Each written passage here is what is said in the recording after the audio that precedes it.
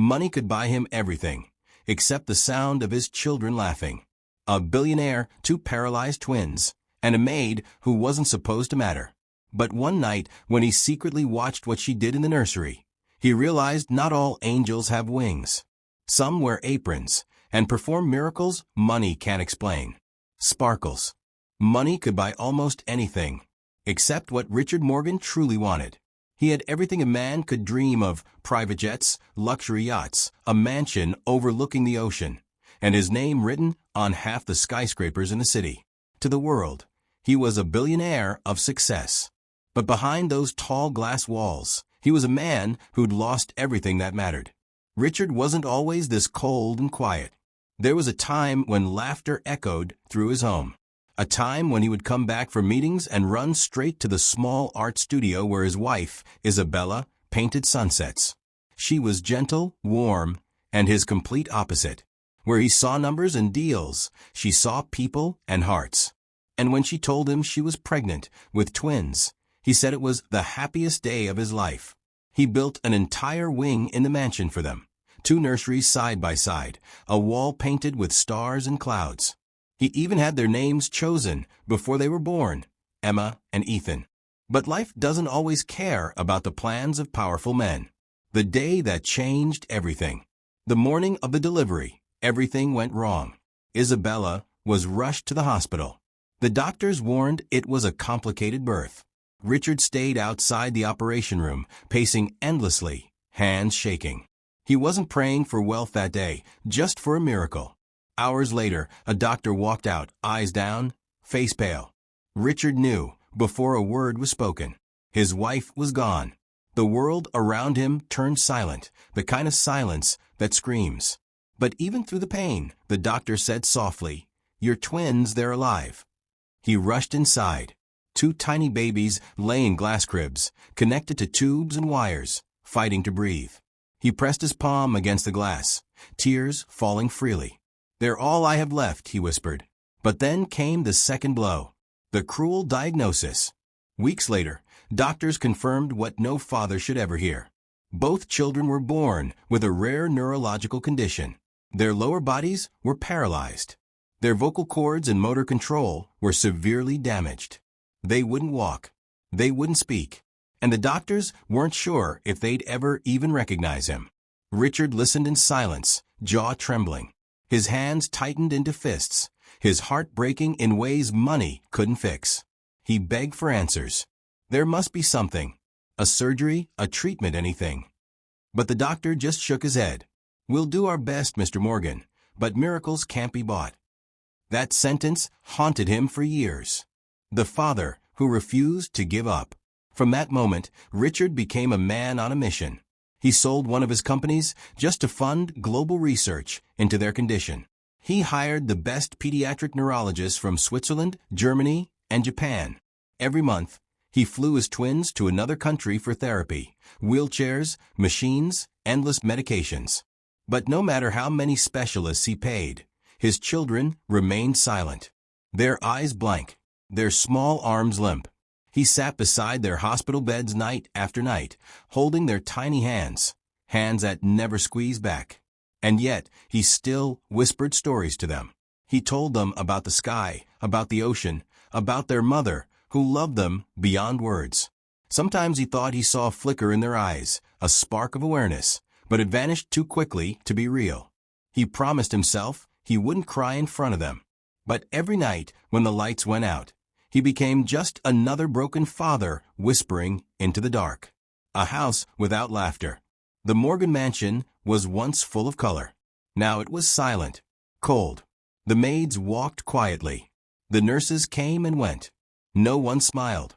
The nursery that was meant to echo with giggles was filled only with machines, oxygen tubes, monitors, and soft beeping. Sometimes Richard would stand in the doorway for hours, just watching his children breathe. He couldn't bring himself to leave their side. He would trade every dollar he had, every business, every building, just to hear one word from them. But life doesn't deal in trades like that. The weight of loneliness. People said time heals everything. For Richard, time was the enemy. Each birthday that passed, He watched other fathers lifting their kids, teaching them to ride bikes, to speak, to dream. All he could do was sit beside two wheelchairs, adjusting blankets and wiping drool from tiny chins that would never form daddy. And though the nurses cared for them with precision, there was no warmth in it. Just routine. Just duty. He fired many, some because they whispered pity behind his back, others because they couldn't handle the silence. Until one day, he simply stopped hiring anyone new. It was easier to be alone. The night that broke him. One evening, after another failed therapy session, Richard stood on the balcony overlooking the city he built. The skyline sparkled below, towers with his name on them. But to him, they looked hollow. He whispered into the wind, "If all this can't help my children, what good is any of it?" And for the first time, he admitted the truth he'd buried for years. He was powerless. He'd conquered markets, but he couldn't conquer fate. He could control people, but not pain. He could build empires, but not heal the two hearts that mattered most. As he turned to head inside, he heard something faint, a knock. Gentle, hesitant. A quiet knock that would change everything. The unexpected visitor. Richard opened the door to find a woman standing there, dressed simply, holding a small bag. Her eyes were calm, kind, almost familiar in their softness. "Sir, my name is Grace," she said quietly. "I was sent by the agency to help with the household chores." He almost turned her away. He didn't need help cleaning. He needed help hoping. But something about her tone made him pause. "Fine," he muttered. "Start tomorrow." She smiled, bowed her head, and said softly, "Thank you, Mr. Morgan." He didn't know it yet, but that single moment, that quiet knock, would soon lead to the one miracle money could never buy. Her name was Grace. Just Grace. No last name, no fancy papers, no references from elite agencies like the others before her. She was quiet, humble, and came from a small village several hours outside the city, a place where people still fetched water from wells and children played barefoot in the mud. Richard didn't care much who the agency sent anymore. He'd gone through dozens of house staff over the years. Some came with impressive resumes, trained nurses, licensed caregivers, even speech therapists. None of them lasted. They either left because of the sadness in the mansion, or because they couldn't bear the silence of two children who never smiled.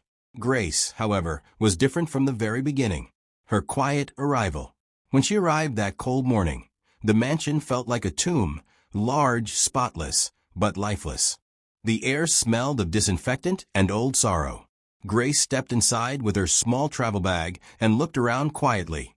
She didn't gasp or whisper about the size of the chandelier or the marble floor like others had. She simply smiled politely and said, "Good morning, sir.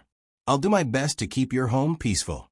Her voice was soft, like a song you could barely hear but still feel. Richard nodded, without emotion. Just follow the schedule. Meals at 8. Cleaning done before noon.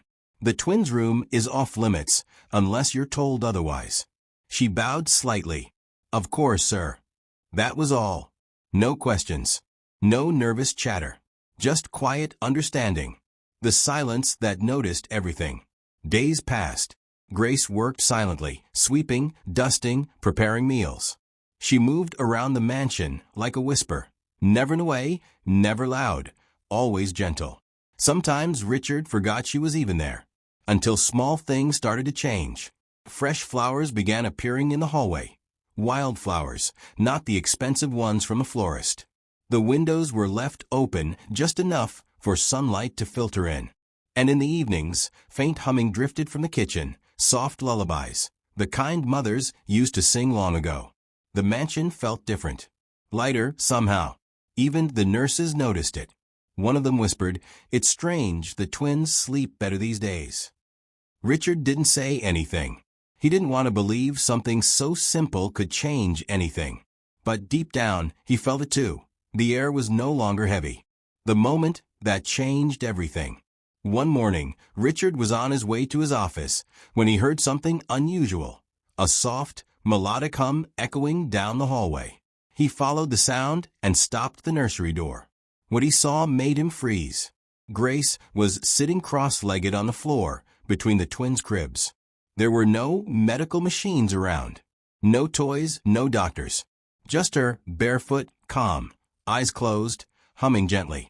Emma was staring at her, eyes wide and bright. Ethan was smiling. Smiling, for the first time in his life. Richard's throat tightened. His hand gripped the doorframe. He couldn't believe it.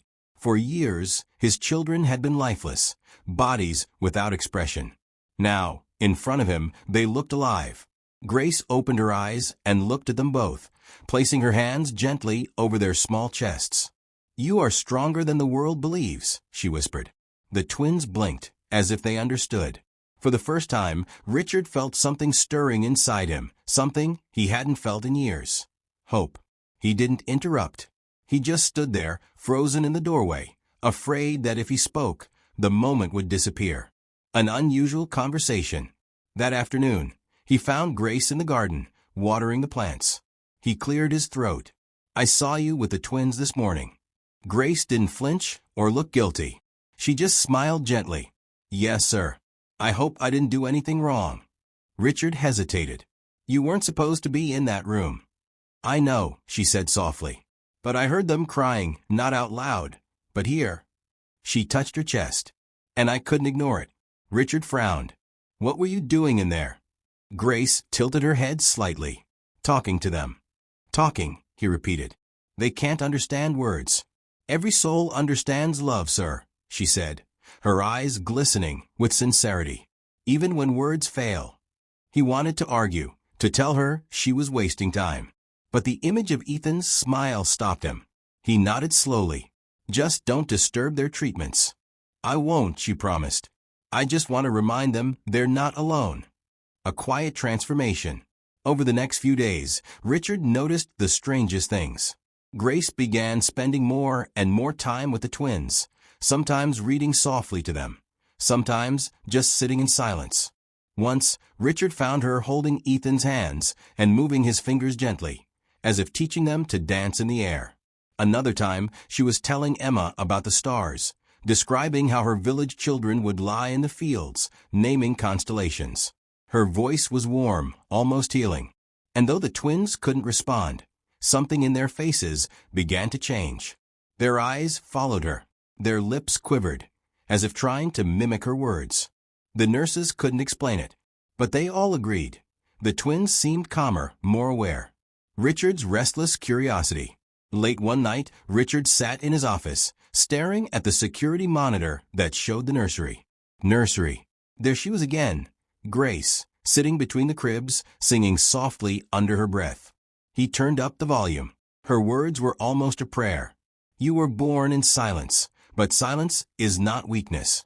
Someday, your hearts will speak louder than words ever could."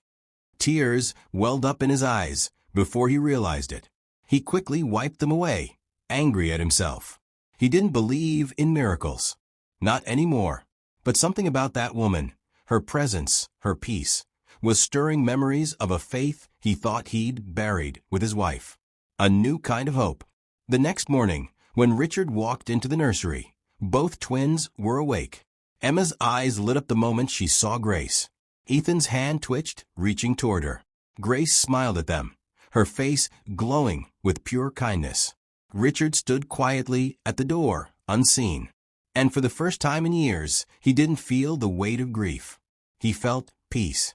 He didn't say a word. But in his heart, he made a silent decision. Whatever Grace was doing, he wouldn't stop her. Something told him this wasn't coincidence. This was the beginning of something he could never buy, no matter how rich he was. And though he didn't know it yet, the woman who had entered his mansion as a simple maid was about to bring back life, hope, and miracles into his world. Weeks passed, and slowly, quietly, something began to change inside the mansion, something no one could fully explain. Grace's presence had become a rhythm in the Morgan household. Every morning, she arrived at the twins' room carrying a basket of small instruments, wooden flutes, soft drums, and tiny bells she had brought from her village. She never forced anything. She simply sat with them, humming tunes from her childhood. Sometimes she would place the children's hands on the instruments, guiding their fingers softly. Other times, she would hum a melody, so gentle it felt like a prayer floating through sunlight. Richard often stood at the door, unseen. He had spent years watching doctors poke, test, and measure his children. But what Grace did was different.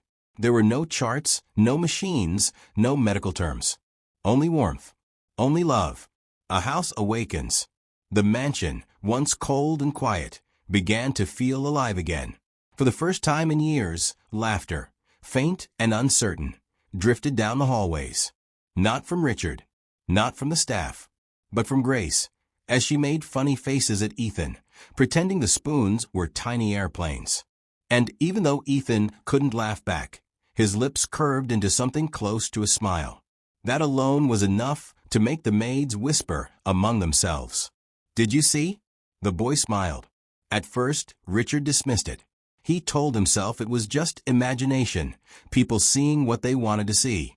But when he saw it with his own eyes, something inside him shifted. The first movements. One sunny afternoon, Richard sat quietly in the corner of the nursery, pretending to read. Grace was sitting with Ethan on a soft blanket, a small toy car between them. "Come on, Ethan," she said softly. "Try to touch it. Just try." Ethan's small hand trembled. His fingers twitched. For a long moment, nothing happened. And then his index finger moved. Just slightly. Barely noticeable. But it moved.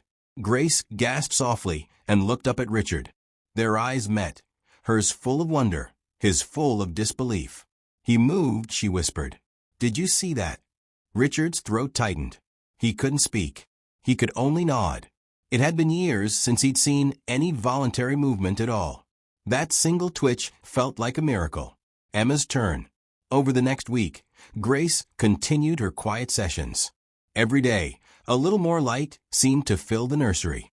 Emma began to respond to sound, turning her head whenever Grace hummed or spoke her name. One evening, as Grace sang an old lullaby in her native language, Emma blinked rapidly and tilted her head toward the sound, her eyes following every note.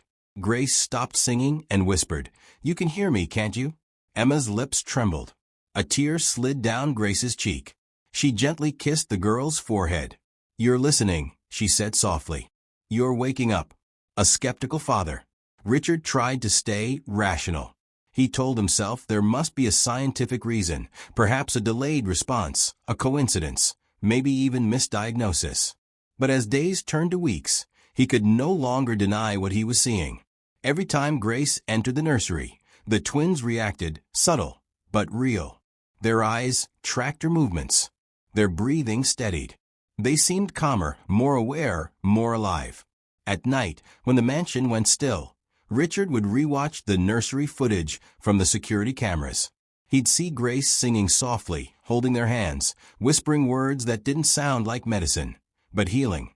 And sometimes he would catch himself smiling too. The bell. Then came the night that would change everything forever. It was just past midnight. Richard couldn't sleep. The house was quiet, but something made him get up and walk toward the nursery. As he neared the door, he heard Grace's voice, low, calm, soothing. He peeked inside. Grace was kneeling beside Emma's crib, holding a small silver bell, the kind that made a light, crystal-clear sound. She placed it gently in Emma's hand. "Emma," she said softly, "if you can hear me, ring this for Papa." The room went still. Not a sound. Even the night seemed to hold its breath. Then, cling. A soft chime rang out, cutting through the silence. Richard froze. His heart pounded. He thought he'd imagined it. But then it came again. Cling. He stumbled forward, tears already blurring his vision. "Emma," he whispered. Grace looked up at him, eyes shining. "She heard me," she said softly. "She knows your voice, too." Richard's knees almost gave out. He clutched the edge of the crib, staring at his daughter. The same little girl doctors said would never respond to anything. And yet here she was ringing a bell. He hadn't cried in years. But that sound, that tiny, beautiful sound, broke something open inside him. Tears and truths. "How did you?" he managed to say, his voice shaking. Grace didn't answer immediately. She simply smiled and brushed a lock of hair from Emma's forehead. "Sometimes," she whispered, "the heart remembers what science forgets." Richard stared at her, trying to process those words. He was a man of logic, of contracts and numbers. But standing there, he realized something money could never buy: connection. Grace wasn't healing the twins with medicine. She was healing them with presence. For the first time, he understood what she had meant weeks ago. Every soul understands love, even when words fail. The miracle spreads. By morning, everyone in the mansion knew. The billionaire's silent daughter had rung a bell. The staff whispered about it over breakfast. The head nurse checked the monitors 3 times, unable to find a medical explanation. Reporters caught wind of the story after one of the hospital specialists leaked it to a friend. Billionaire's paralyzed children showing sudden progress, the headlines read. No one knew why. No one could explain how. But inside the mansion, Richard did not care about headlines. He wasn't interested in science or fame. All he cared about was the sound of that small silver bell, the sound that told him his children were still in there, still fighting, still alive.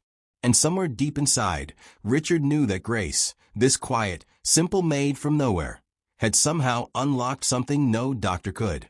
A miracle not born of money, but of love, patience, and faith. But not everyone in the mansion was happy.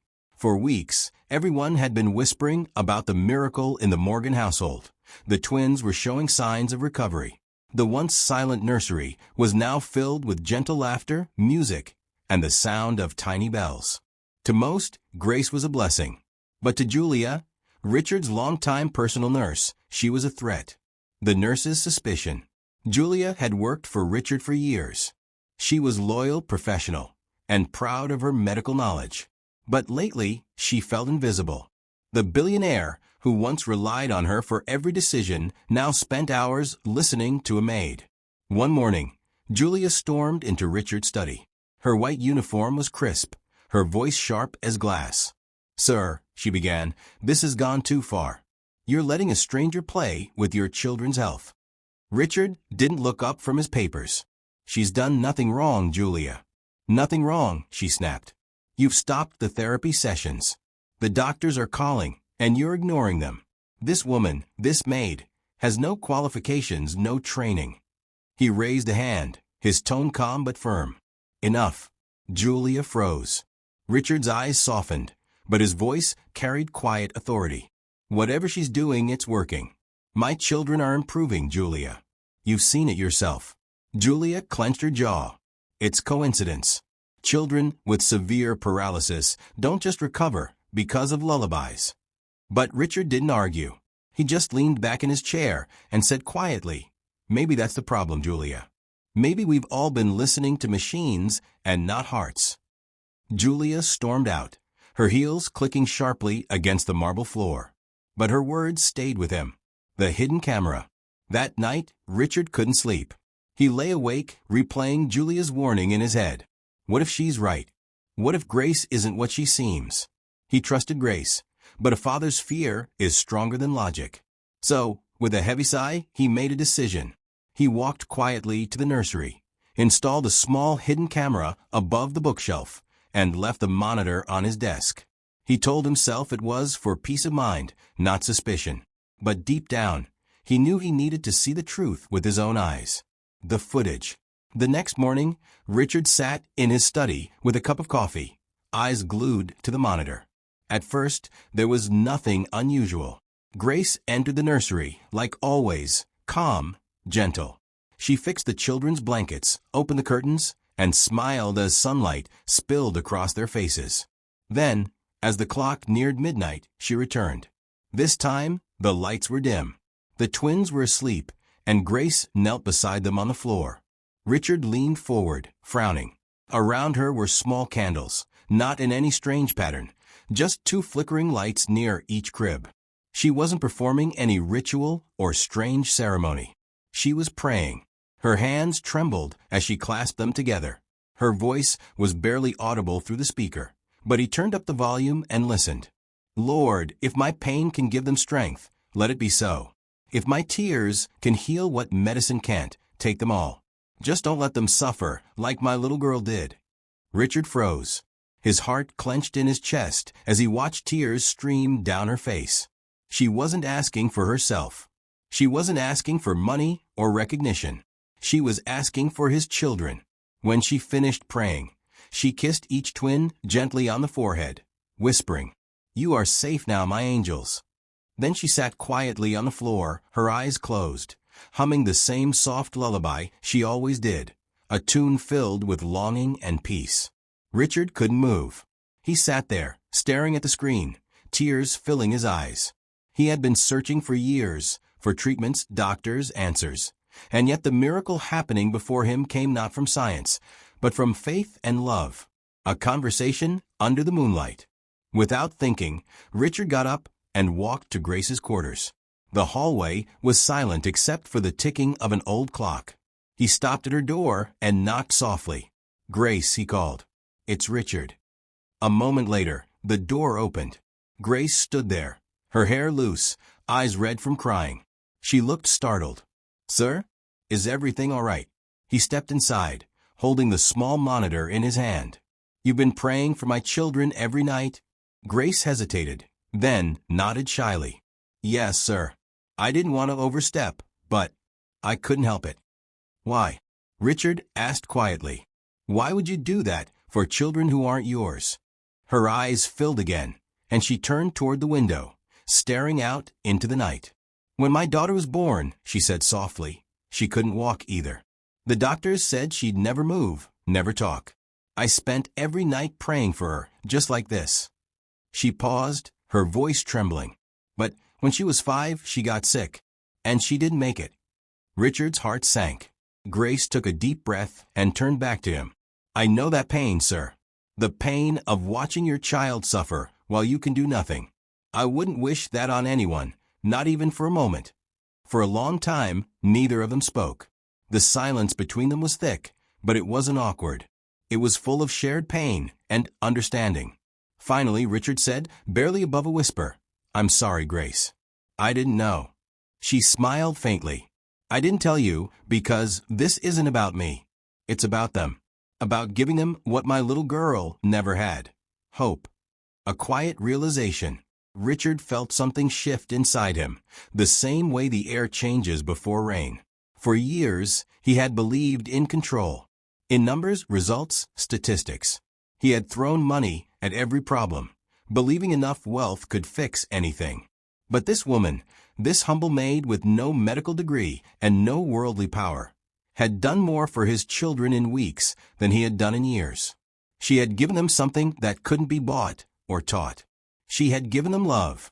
He looked at her, this fragile woman who had already lost so much, and saw a strength greater than any fortune he built. In that moment, Richard finally understood what his late wife once told him. Not every miracle comes in the form you expect. Sometimes it wears a simple smile and speaks softly. He exhaled, closing his eyes for a brief moment. When he opened them, he said quietly, "Thank you, Grace, for praying when I had forgotten how." Grace bowed her head, tears slipping down her cheeks. "Thank you for letting me try, sir." Richard nodded. "From now on, you'll never do this alone again." And as he left her room that night, he realized something he would never forget. Love can heal places that money never could. Months went by, and the Morgan mansion no longer echoed with silence. Laughter began to replace the steady hum of machines. Sunlight poured through the windows every morning, and the twins' rooms smelled of flowers instead of disinfectant. The doctors who once visited daily now came only out of curiosity, to witness what they called a medical mystery. But Richard knew better. It wasn't a mystery. It was grace. Signs of a miracle. Ethan was the first to change. One morning, Grace placed a colorful ball near his hand. He stared at it for a long time. Then slowly, his tiny fingers moved. The ball rolled across the carpet.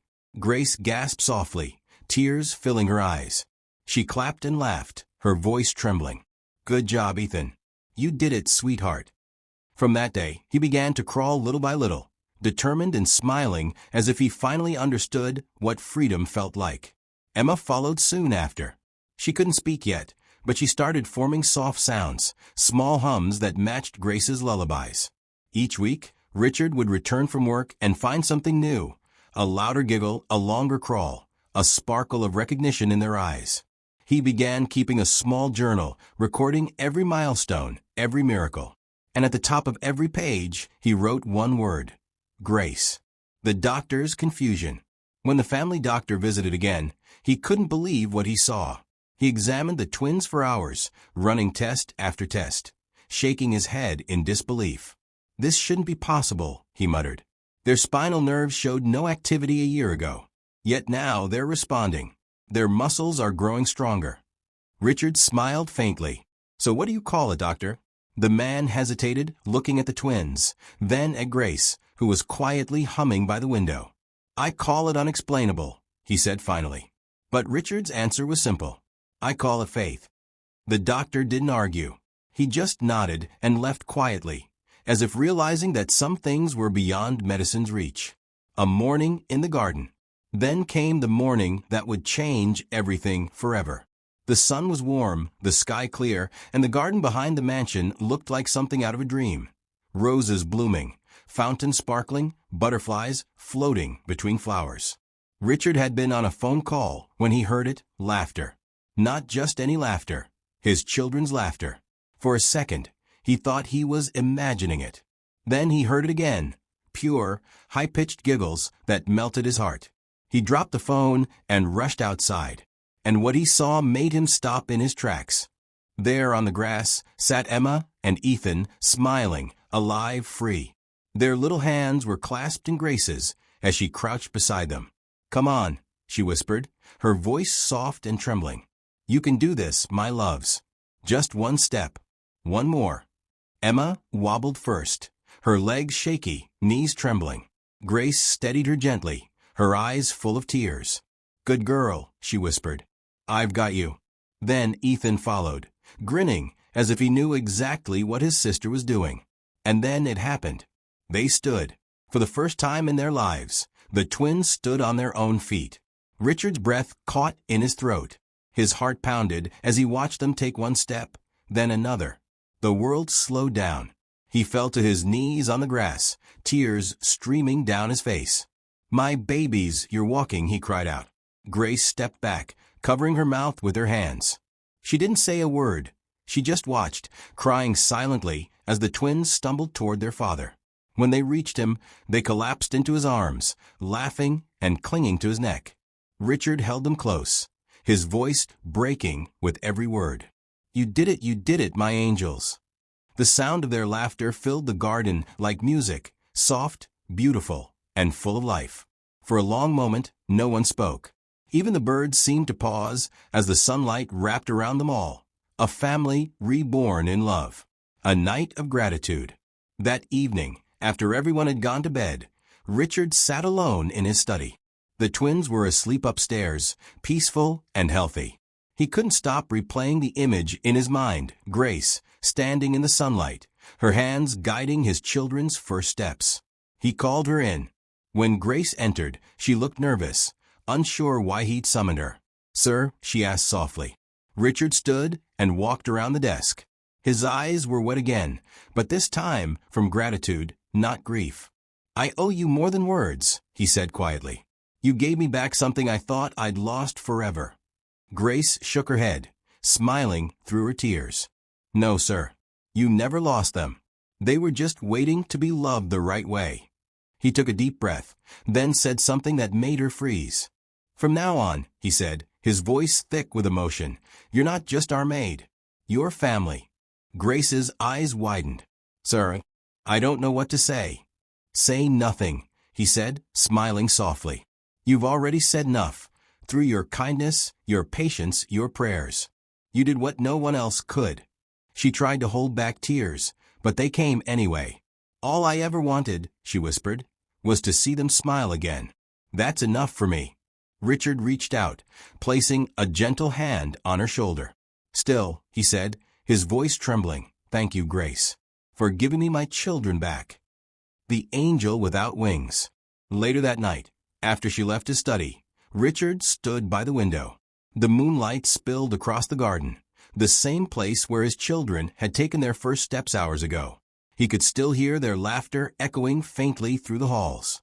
And as he stared at the stars, a soft realization settled in his heart. He whispered to himself, his voice breaking. Sometimes angels don't have wings. They just wear aprons. He smiled faintly, wiping his eyes. From that day on, the mansion that once echoed with sorrow became a home of light and life. Grace stayed with them, not as a servant, but as family. And every evening, as the twins laughed and played in the garden, Richard would look at them, walking, running, speaking, and know that no fortune, no empire, no invention could ever match the miracle he'd witnessed. Because sometimes miracles don't arrive with thunder or lightning. Sometimes they come quietly, in the form of a humble heart, a whispered prayer, and a love that refuses to give up. Sometimes the greatest miracles don't happen in hospitals or labs. They happen in quiet rooms, through love, faith, and a humble heart that refuses to give up. Grace didn't just heal those children. She reminded the world that love itself is the greatest medicine of all. Dizzy. If this story touched your heart, don't forget to like, share, and subscribe. Because somewhere out there, another miracle is waiting to be told. Red Heart,